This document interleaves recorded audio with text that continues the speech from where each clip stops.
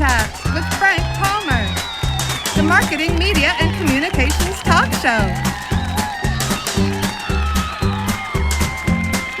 With Arlene Dickinson.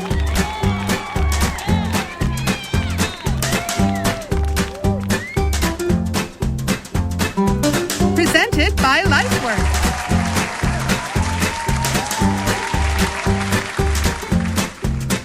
Thank you to all our sponsors. Well, thank you for joining us today. I have the pleasure and honor of talking with Arlene Dickinson, and I know that when the viewers finally see this, when it's up and posted, that they're really going to hopefully enjoy the discussion. Arlene, I've known for a number of years, is not only a TV personality, actress, entrepreneur for sure, venture capitalist, and she turns out to be fantastic and great at all of these. So let's have just a little peek at Arlene the actress.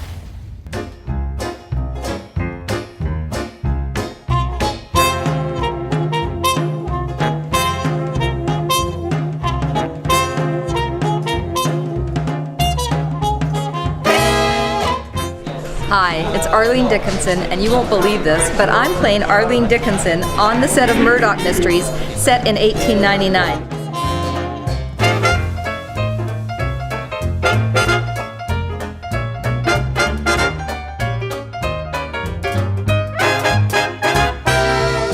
Arlene's performance has been really good. She's obviously got a natural charisma. There's this adrenaline that happens when you're standing there waiting off set for them to say action. I'm ready to talk turkey, Miss Dickinson. Good. They're awesome to work with. They're really helpful. They've been telling me, kind of giving me good advice and hints along the way, and it's really fun. I love this.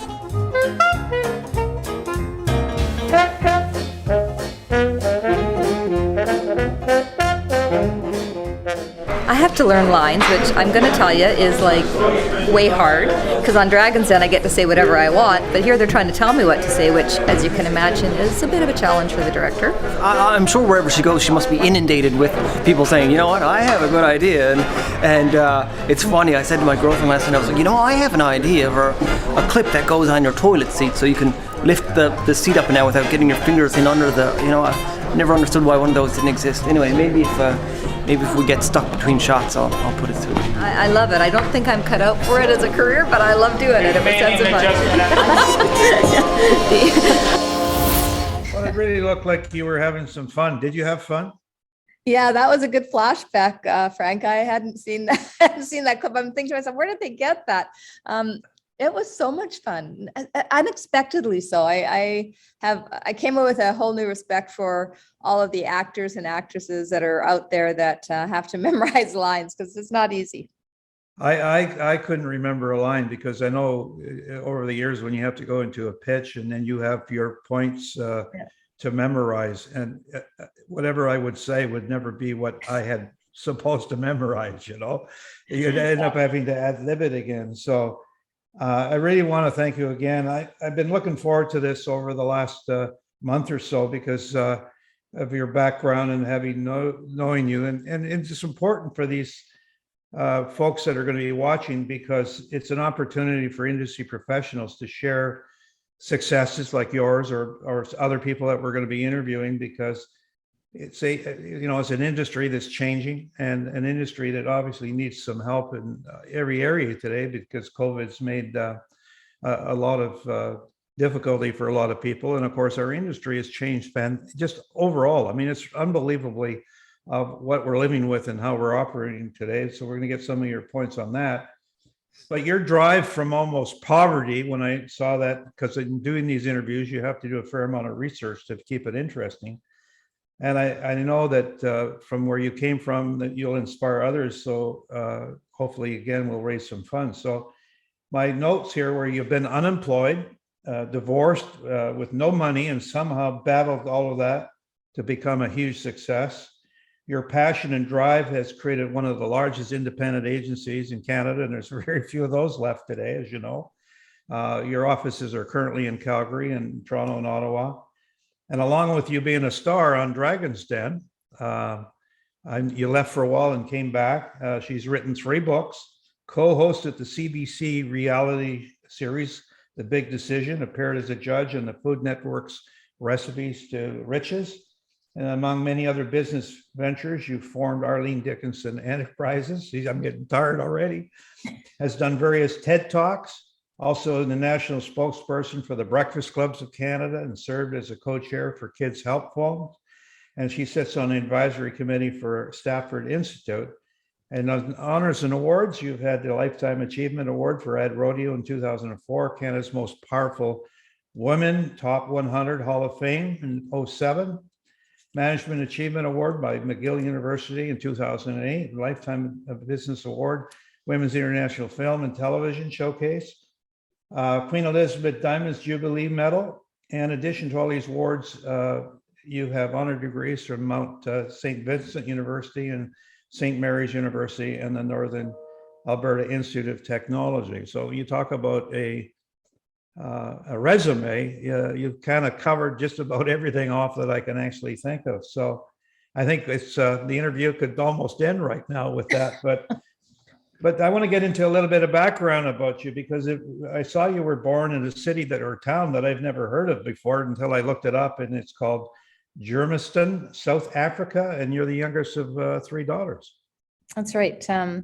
Well, before we get too much into me, I just want to say something to everybody who's listening, because Frank, if somebody had said to me, 30 years ago when I was starting out my career in this business, over 35 years ago now, that one day I'd be being interviewed by you, I would have probably laughed and said, there's no way I would ever, Frank Palmer doesn't know who I am, let alone is going to do an interview of me. And it's an honor to talk to you. It always has been. It always has been an honor to talk to you, Frank. I've respected and admired you for so many years. So thanks for taking any interest in me. No, I have a lot of interest, actually.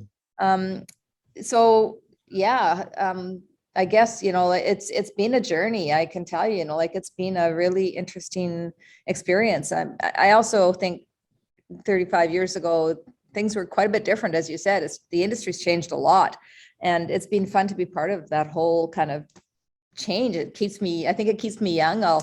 I'm getting older, but I love the business still. So, well, it said here that you immigrated to Canada, the family, in 1950 with $50. So what was that like for you back then? $50, that's so my family came to Canada. So as you said, there's 3, I have 2 sisters, older sisters. I'm the youngest of 3. My dad was an electrical engineer in South Africa. We sold everything we had to come to Canada, to immigrate to this country. I think it was a choice between Australia and Canada, and my dad decided Canada, although he knew nothing about this country, and landed literally with $50 to our name. And so I grew up in poverty. We had nothing. We rented homes when we were little. And not that that's a sign of poverty, but home ownership was really out of our reach. And I always say to people that one of the reasons I'm so involved with food today is food was something that we didn't have easy access to. I mean, you just didn't go to the grocery store every time you were hungry. You went when you had the ability to go and the money to go. So, I had an interesting relationship with, what it means to not have enough food to eat, to always be wearing, everything we had was from the Salvation Army or from, secondhand and hand-me-downs. And then all that, I think, actually helped establish my character and made me really appreciate the effort of hard work, but also, not to forget where we've come from. Yeah. So now you're in Calgary and found your first job with a TV station in advertising sales. How was that job? I got fired from it. I can tell you that. I was in co-op sales in television, and it was a great job. I mean, in that it taught me a lot. It was actually my first entry into, really true marketing and advertising. And I loved the job because I was working with small business owners, trying to put co-op programs together.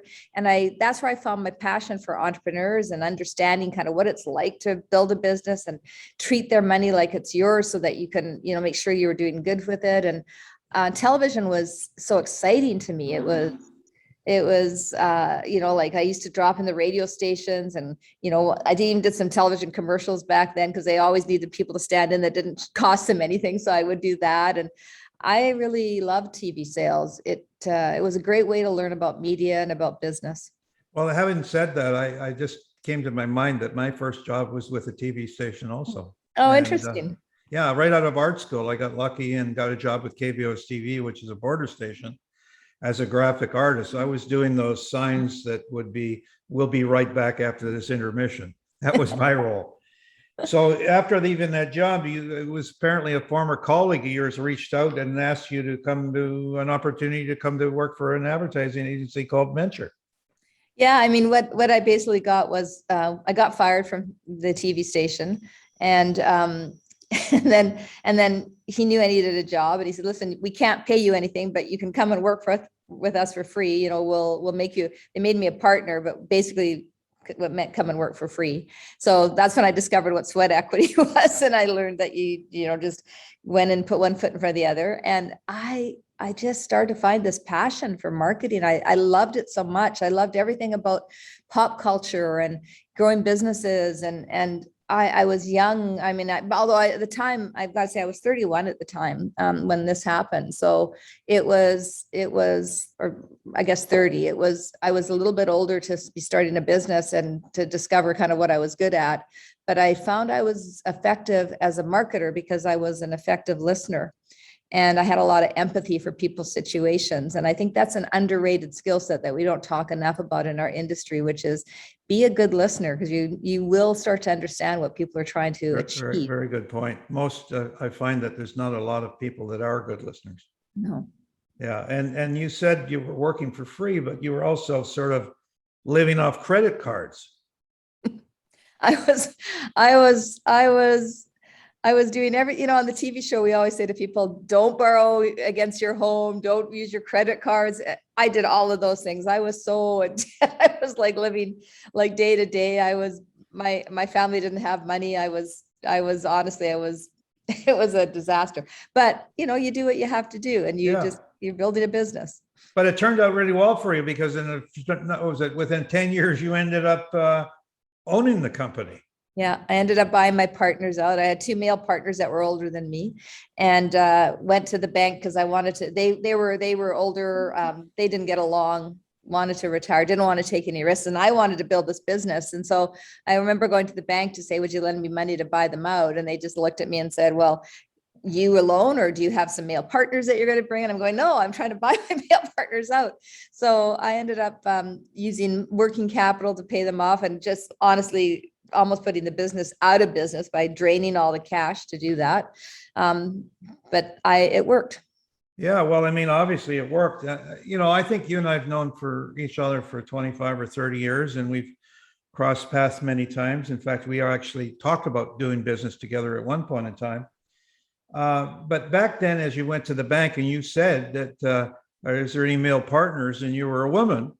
And obviously at that time, there wasn't very many women that may have been successful or ran advertising agencies, let alone many advertising agencies. No. Right? Was it tough? It was. I mean, I have to say that I never really thought about being a female in business. I was just a person in business, and I was trying to build a business, and I didn't really think about it until other people made it an issue. It wasn't like it was something that I was focused on. And so for me, I was always kind of secondary. I was just trying to do good work and build a company. And so I was always surprised when it became an obstacle, and it was always disappointing. But I think that's the difference between being an entrepreneur as a female and being in a corporation as a female leader, because the only thing that was stopping me really was ultimately myself. So I was able to find my way around it. But when you were in the advertising business and having worked there, bought it, was it something that you kind of got used to and you really fell in love with, or did you have a feeling that you wanted to be somewhat in advertising? Oh no, I loved the business. I loved everything about helping other people's businesses be successful. I loved that we could do things that would actually grow other people's businesses. So I found my passion and my whole why was about helping entrepreneurs and businesses scale and grow. And I love this. I love the space. I love the ideation. I was like totally hook, line, and sinker. It was in my blood. And I think you've said this before, Frank, in some of your interviews, that you have to have this deep passion, because this is a very difficult industry. It doesn't reward tenure. It doesn't like experience. It wants young, interesting ideas and innovation.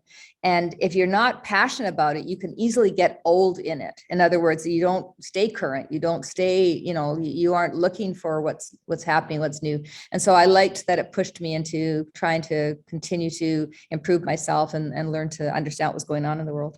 Yeah, I mean, we DDB, when I was there, we were one of the first companies that put a few bucks into this 3%, and most of it was all about women and obstacles and creative and the difficulties that they have being accepted in the business, and I think probably for a woman that you've had to overcome more of that than I probably did. I mean, as a man, because it was like Mary Wells was maybe one of the first women that ever got accepted in the United States as running a major advertising agency.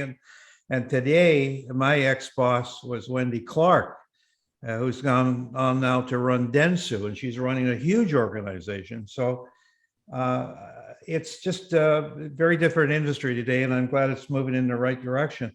Where do you think our industry is today, and what shape it is in? I think we're at a really fundamental shifting point in our industry. I think much is going on in the business world for this industry. And you talk to people and people say, oh, we do things differently. The traditional model's broken. It has to be changed. But nobody's really kind of thinking about what it needs to change to. And this is a moment in time to do that because of technology, because of remote working and what's happened as a result of the pandemic, because of the fact that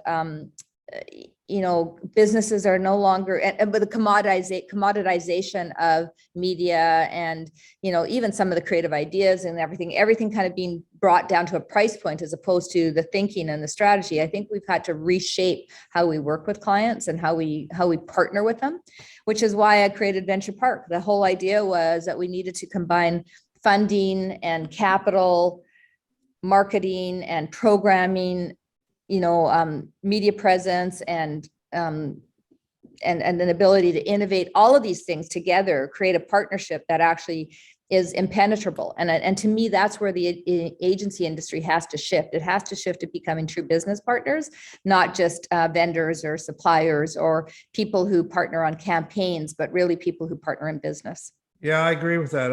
I'm finding now that having started all over again, believe it or not, at the ripe old age, is that there's many different opportunities that are coming our way because of COVID that we've had to say, wow, this would never have happened. Right. Whether it's delivery systems or travel systems or any of that stuff. But at the same time, Martin Sorrell's got to come up with a couple of articles in the last little while. Obviously, he's kind of anti what he built before and what he's building now. But I have to agree with some of the things that he's saying about our industry and where we're going and how flexible we have to be. So I'm finding now that in operating, we have to be fast, flexible, and not too costly, where a lot of the big holding companies are still not flexible, slow, and costly. So it's a matter of now finding the right mix, right? Right. Yeah. So I always wondered how you got invited into the Dragon's Den. So I got a call one day. I was working away at my desk and I got a call from CBC, and the funny line I always use is the fellow who called me, his name was Mike, and Mike, he says, hi, my name is Mike. I'm calling from CBC. And I said, oh, you must want my media team. He said, no, we want to talk to you. And he said, in fact, this call could change your life. And I thought, what? Like, who are you? What are you calling me about? And then he asked me if I'd ever seen Dragon's Den. And I had, in fact, watched the first season. And I said, yeah. And he said, we'd like you to audition for the show. Your names come up as, they were looking for a female on the show and your names come up. And I thought, I don't think so. I didn't want to do television. And, but I got talked into it by my family. And so it was really just a call out of the blue. And they asked me to audition. How many years did you do before you left? I was on the show for, I think, Probably 10 seasons, and then I left for 2, and then I've come back. So I've been on the show now for 13 seasons. What did you miss on the show? Did you miss Mr. Wonderful, or did you miss Mr. Jim Trevelyan? I mean, what was it for that time that you missed and you came back? What was it? I missed the entrepreneurs. I truly missed like one of the things about Dragon's Den is it gives you a front row seat to what Canadians are working on and thinking about, and the innovation, and I loved the passion and the drive, and I really missed that. I missed listening to them and hearing from what was going on, and their hopes and their dreams and their ambitions, because I found it really connected me to what was happening in our country. And it is such a microcosm of, every age and stage and position of person who has a dream comes on that show. And I missed that. Did you learn something from the other dragons at the same time?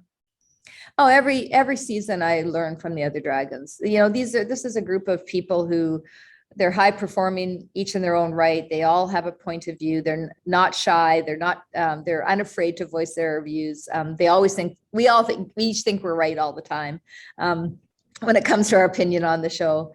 But it's actually been, again, it's taught me a lot about the different types of people out there in business. It's taught me a lot about, how to see deals differently, because everybody does listen to the deal flow differently. They do hear with a different voice. Yeah, I noticed that sometimes when I'm watching the show and how they move the camera around, and somebody will say something and then they get a close up on somebody else's eyes rolling, going, so you don't always necessarily agree with what the other dragons are saying at the time. No, and I love the part when you say, will you go in with me, or I won't go in with you. And it's actually kind of a game in a way going on, what's going to take place, what action is going to take place. Actually, you don't know any of that in advance. No, we don't. I mean, one of the things that I think always surprises people is the only thing we know is the name of the person, their first name. So they'll say, okay, Debbie's coming down the stairs, and just so that we don't have to ask what their name is when they come down. But other than that, we know nothing. We don't know if they're going to show us a Christmas tree stand or the next best app. We have no idea. And so it's so I don't know if it's confidential or not, but do many of those deals actually get done? Is there a percentage wise, or, because I don't know. I mean, I can't tell you what the other dragons do. It's hard enough to keep track of my own stuff, let alone what they're doing. So I don't know what on a percentage basis for the whole show, what it would be. I mean, for me, the way I tell people to think about it is we do the deal on the show and then we go into due diligence. And diligence, just like in the real world, when you're investing, you're verifying numbers, you're looking at cap tables and shareholders agreements and determining whether or not what they said on the show is actually, once you dig under the covers, is exactly the same. And sometimes the entrepreneur walks away from the deal, and sometimes I walk away from the deal because it's not what I thought it was going to be, or we're not going to, I don't believe it's the same opportunity we were pitched, or they walk away because they just came on the show for, they don't think they're going to get enough value, or they believe that, they just came on the show for the publicity. So it varies. Would be interesting for me at times, because when some of the people get on the show, the question's been asked, and you say, well, how many dollars have you sold to date? And they come up, well, we've been doing this for half a year and we've sold $20,000. And you go, how did you get on the show? Yeah. Well, we don't have any say in that. No, I know. They are the ones. So you've done a number of deals. Have they been successful for you? I have done a lot of deals, and I have had some really great successes. I mean, a lot of really good successes from the show. I certainly have, I've invested millions of dollars on that show, and I've had great return as a result. Whether it's OMG Candy or whether it's Cook It, which is a meal kit delivery company, or just a lot of really good deals. Yeah, I know that. Not being on the show, but my partner and myself have done about 10 deals, and even after we put some money in them, not all of them turn out to be the best deals in a while. And my guess is, and my percentage is, that maybe 10% of the deals that I've done have actually turned out to be worthwhile, and the other 90% fortunately, the 10% have made up for the 90% that hasn't done well, but it's always a bit of a gamble when you're doing these things. And it's, for me, I guess it's, and probably for you too, which I'm interested in, is probably your experience not only working for the television station, but having been in your own business now for probably 25 or 30 years, you've learned all of that. Yeah, I mean, you start to develop, I think the benefit of being in marketing is you do start to develop a good instinct on people. You start to understand more, I think, about kind of what is driving individuals to do what they do. And I mean, that's part of our business, is to understand human behavior. And so I think that has helped me a lot. And then also having seen thousands of deals, literally thousands of deals now, you start to narrow it very quickly as to whether or not A, it's an individual you can trust, B, whether it's somebody you can work with, C, whether the idea is actually innovative and going to be do well in the market. So there's lots of factors that come into play, but I do think I've got a good instinct, and I've rarely been wrong on somebody that is actually not the right person to invest in. Yeah, I mean, I find that very interesting. I guess probably through all of this, you've probably learned that what your strengths are and what basically are your weaknesses. I don't know if you want to talk about that, but definitely, I guess probably, well, I mean, I think it must help also when you get a new client opportunity, whether you really want to pitch that client or not, you know, and maybe that's experience that you have on the show is almost working for your benefit when you start looking at a client. Yeah, you know, from a strengths and weaknesses perspective, I think one of the things that I've had to do, because it's very easy, and Frank, maybe you this would resonate with you. It's very easy to become a little bit of a jaded cynic in our industry. And so I think one of my strengths is being able to still stay empathetic and still, you know, care about what's happening and still believe in people. One of my weaknesses is probably that I can trust too quickly, and sometimes I can get burned as a result of that. But I don't do a lot of pitching a business anymore. You know, I've got a fantastic team of people. I don't pitch as much business. I rarely am involved in that. It's my team that's doing it. Yeah, they kind of, I think probably at times, because I've been in the business so long myself, they want to leave dad out of the room and make him proud by making the business on their own, right? But there's that. Maybe we're not going to be as sharp as he is. Well, that's probably true. Maybe I'll say something that I shouldn't say, which I've been sort of done over the years where did Frank actually say that? Yeah, he did. Yeah, he did. I remember pitching a piece of business with you, Frank, where we were going to work with you on a piece of business, and you came in and you had a set of false teeth it was super funny. You came in with a set of false teeth and you were pitching in the room. And I thought that takes courage. Like you had this kind of jokey teeth thing. And you were talking like nobody should notice, and then you laughed and took them out. Well, no, I can remember one time that when we were pitching the Woodward's account, I got up on the boardroom table, which was theirs, and said, I laid on it and said, I'm not going out of the room until you hire me.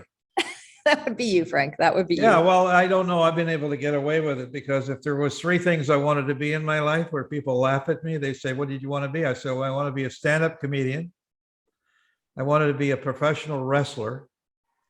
And now I can't remember what the third one was, but the fact of the matter was I ended up being all 3 because I think you have to be a comedian and a stand-up comedian or, you know, a wrestler.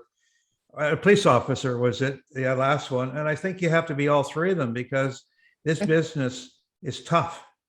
And if you can't have a laugh at it, I mean, you'll laugh at what happens. I mean, every day, I mean, I own the domain called Feng Shui. And I believe that if I can't have fun at the office, I mean, my dad used to hate going to work and I love going to work. I couldn't figure out why. He hated work, but I didn't really fully understand. It was the only job you could get to pay the bills. Mm-hmm. And I've been fortunate as you have. Well, you were named in the top 100 most powerful women in Canada Hall of Fame. Was that a proud moment for you? Yeah, I mean, I've always, every time I've been fortunate enough to have any recognition, it's always been, I'd say 2 things to the people listening. I mean, I think when you have these moments, and everybody's going to have a moment in time, you know, whether they get recognized with an award like that or whether they get thanked because they've done something, or they win a piece of business. And we tend to, as entrepreneurs, not take the moment to really appreciate what's happening, because A, we're maybe a little embarrassed by it, or B, we're so busy going on to the next thing that we don't really appreciate what's happened to us. And so when I've had this recognition, I've always been a little bit embarrassed by it, a little bit wondering, why should I've done more. I'm very can be hard on myself. So I'm really appreciative now as I look back in hindsight on my career, for any recognition, because it's helped my career. And so, yeah, that was the moment where I felt really blessed. Yeah, I find it sometimes difficult to accept an honor for something, because I know I didn't get here by myself. Exactly. And if I didn't have great people behind me pushing and me challenging, I would probably still be working in the bakery business alongside my dad. Yeah. You now said that you have a great team, and I know we had a conversation on the phone about that about a month ago. Does your team, or did you give them the kind of tales about what kind of clients you want to work with and the ones that fit and don't? I mean, I know that we have that kind of I don't know if I want to work with them, because you worked with the Toyota dealers for a long time, right? They must have been a fantastic client for you at that time. Yeah, we worked with them for 25 years. They were again, I learned so much from that brand. The whole notion of Kaizen, the whole notion of partnership and letting people fail and learn together. They were really a fabulous client. I run actually two different marketing agencies now, and they focus on very specific sectors. And I believe that, and I would hope that the team I've built has the same kind of perspective and views on who is a good fit for us. But certainly, there's some things some categories we won't touch. There's some types of people that, no matter how much money they have to spend, we wouldn't do business with, because they're not going to be, you don't want to put your team on the ground simply because of revenue, right? You've got to have Right. people that you can work with. I've noticed some agencies, and large ones, that said they wouldn't take on a particular product or service, and then when And then things you- got tough, they changed their opinion, right? They We've changed never their done that. values. Yeah. I remember quitting a quick agency story for you.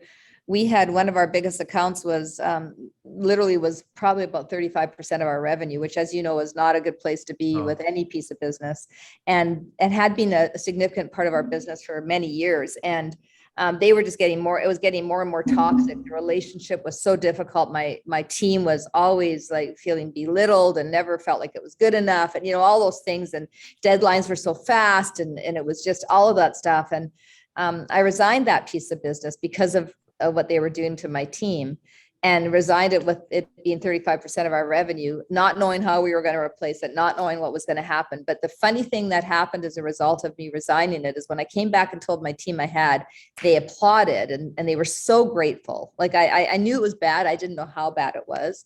And they, and they all just said, we're going to find a way to replace the revenue. And within a year, we had more than doubled the revenue.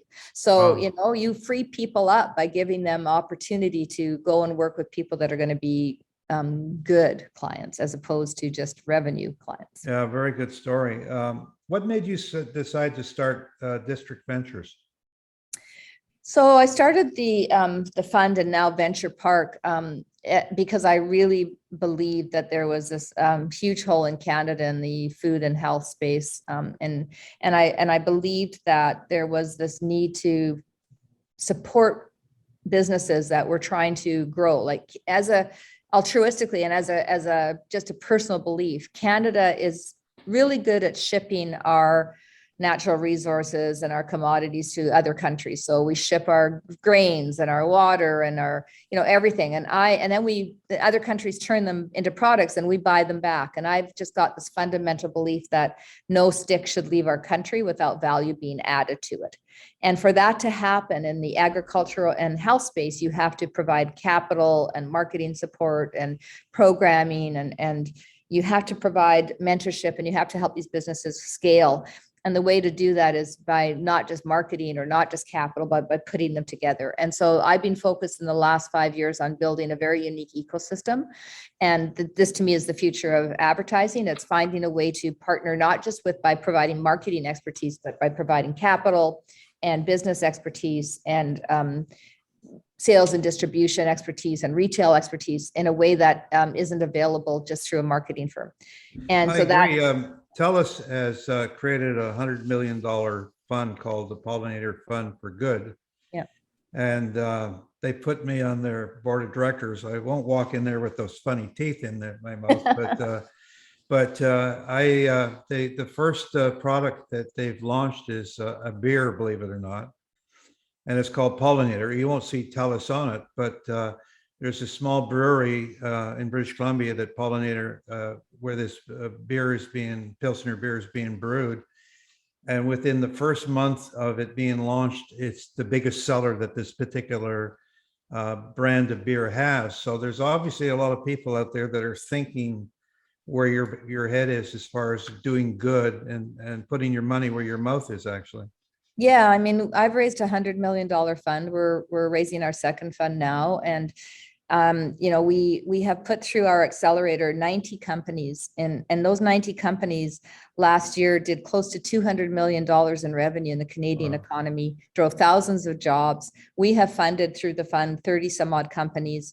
We are making a significant impact in Canada, and it's such a point of pride for me relative to leaving a legacy for our country, but also I believe creating something that is a new model. And so it's exciting and it's keeping me up at night. And I love that.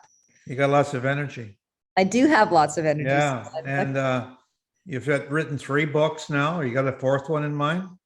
Not at this moment, but never say never. I've learned never to say never. I mean, the 3 I've written, they're turning the first one into a television series, which is very cool. So I'm pretty excited about that.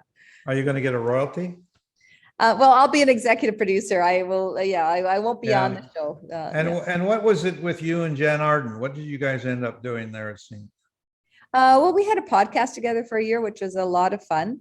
And we just talked about life. And Jan, look at what she's done with her show. She's just been an amazing success. She's a wonderful human. I've got a couple more questions, and then we've got a few questions that are coming from the audience. And one of the questions that I had mentors. I had a couple of mentors. And after this interview, you'll be one of mine for sure. Who do you look for inspiration, and why? Who do you look up to? I really, so many people. Like, I don't have a mentor. What I really like is I'm a very much an in the moment person. I've always said mentorship comes from the person who's sitting right next to you. That if you just ask anybody that you meet, kind of, what's the hardest thing you've ever done? And they talk to you about what they've done and what they've overcome. There's a learning moment in there. And we tend to always think mentors have to be somebody who's lofty and big, but they don't. It's in that human exchange that we find learning. And so but having said that, I do want to say, Frank, you have been a mentor, and I'm not just saying that because we're doing this. I watched you put Palmer Jarvis together and watched you care about creativity and changing and taking such huge risks at a time. Everybody thought you were like, what is he doing? Like, it's such a big risk, but you were so prescient in terms of understanding what the market needed and putting together. And so in the industry, there's a few people that I really have a lot of respect for. So I'm mentored from afar by them. I don't know them all personally, but I watch them and observe them. And then in life, I think it's I watch my daughter in the industry right now. She's working in the industry, which I love watching her, my family, my friends, nobody in particular. I get great pleasure of having, seriously, when people hear me say this, I've had great pleasure of watching a lot of people who have left the company, my company, and gone on and created their own company. Yes. And how well they're doing. I mean, it's The Rise of the Independents would be the name of a book today, because they are doing so well. When you look at whether Rethink or yourself or Broken Hearts and and Zach. And I mean, when I was creating our company, there was not that many independents around. There might have been Taxi and that, but today I'd have a hell of a time trying to choose one of those independents because they're so good. Yeah, and because of the accessibility that now we have to, and to partnerships that are forming, you know, it used to be that the multinationals controlled so much because they had access to resources, and they had, their networks were, you know, somehow mysterious and big and meaningful. But now I just think it's all it's all leveling out, and it really is truly about great thinking and big and great ideas, but, you know, being able to work differently with your clients. And so I don't think it's about size. It's about intention, and it's about building something meaningful. And it's not just about the latest creative thing or the latest media idea or the latest strategic plan. It's about figuring out how you can actually create meaningful difference to the people that you partner with and your clients. That's what I think. A good answer. Now, here's one of the questions from the audience that I have, but maybe the answer has already been answered. It says, if you weren't doing this as a career choice, which is multiple choice now, what else would you be doing if you weren't doing what you were doing? Maybe be an actress? You know, I've actually have a chair in the background that says that I always wanted to be a famous actress. If I could have had an acting career, I would have loved to have had an acting career. I never pursued it. I wish I had. I always either wanted to be an actress or a social worker, which is kind of a odd career things in terms of how different they are. But I wanted to do one of those two things. I really, Venturepark is something that I'm so passionate about right now and what we're building. I can't imagine doing anything different than this. I love what I'm doing. I'm building my next fund, and building this is keep. Is there any kind of a tie-in between Venturepark and what you did on Dragon's Den that would be kind of matched up with your abilities? Yeah, I mean, I think recognizing the opportunity in the food and health sector came from Dragon's Den. I mean, I was watching all these food companies and health companies and seeing them be told over and over again that they'd never be successful. And why couldn't they be successful? Of course they can be. They just need the right combination of support. And so that one led to the other. Yeah. Well, actually, we're looking at somewhat, I would say, following your footsteps, but we're kind of looking in an area of creating some products and of our own that won't have Frank's name on it, but we'll have some fun with it if hopefully make a buck or two. But so one of the questions here is, what advice would you give to your younger self? All right, so I have the answer I used to give to this question was to dream bigger. I would say to my younger self, dream bigger. But there's two different answers I'm going to give. Now I think about that and I think, no, you know, I actually did dream really big when I was younger. I always had big dreams, but I really allowed other people to tell me that those big dreams were too big for me. And I let other people temper me down and marginalize my dreams. As a result, I believed their narrative about what I was capable of versus just trusting in myself and not just dreaming big, but living bigger. And so I've learned, I would say what I would tell my younger self is to not listen to what other people are telling you you're capable of. But also I would say to my younger self, everything's going to be okay. As bad as it gets, everything's going to be okay. What would you say to your older self? Same answer? What do I say now? Everything's going to be okay. That you have to please yourself, and you have to please. You have to. When I say please, you have to be able to look yourself in the mirror every day and be comfortable with who you are.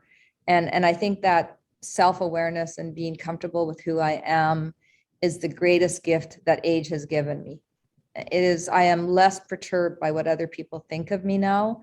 I'm less concerned about what other people's views of me are. I am much more concerned about who I am and whether I like myself and whether I believe I'm doing what's worthwhile. And that's come with age, because man, when I was younger, I was obsessed with what the world thought of me. Yeah, good point. I wouldn't have thought that, but it makes really good sense. I mean, you either like me or you don't. This is me. Yeah. Take it or leave it, you know? Yeah, female male thing, Frank, you know? Yeah, well, I was out with a client and friends yesterday for lunch. That was one of those extended lunches. I had no intention of going back to the office. because I decided that I have to live a little bit more than just work all the time, because I still feel that people, well, Frank, are you ever going to quit? Why? You know, George Burns said he wanted to live to 100 and he lived to 100. I'm going to say I'm going to live to 110 and hope I make it. But the point is that I think that I'll continue to do whatever I'm doing like this for the rest of my life, as long as I can continue to enjoy it and as long as I feel that I can make a contribution. And I think you're that same lady. Yeah, I love what I feel very fortunate to get up every day and you know, want to do what I do. But that's not to say that I haven't experienced depression and I haven't had a lot of anxiety in my life. And I think it's really important for people in this industry, and particularly because this is a NABS event, for us to recognize how difficult it can be. This is an industry that can be very hard on you emotionally and mentally. And I just want everybody to know I've been depressed. I suffer from anxiety. I get it. And taking care of yourself is the number one thing we all have to do. And the first thing we have to do to take care of ourselves is recognize when we are feeling those struggles and seek help, or not be afraid to admit that you're going through some challenges. It's not easy. No, well, having said that, and having spent 45 enjoying minutes with you, very enjoyable, I want to thank you kindly from myself and from NABS for being part of this very important interview.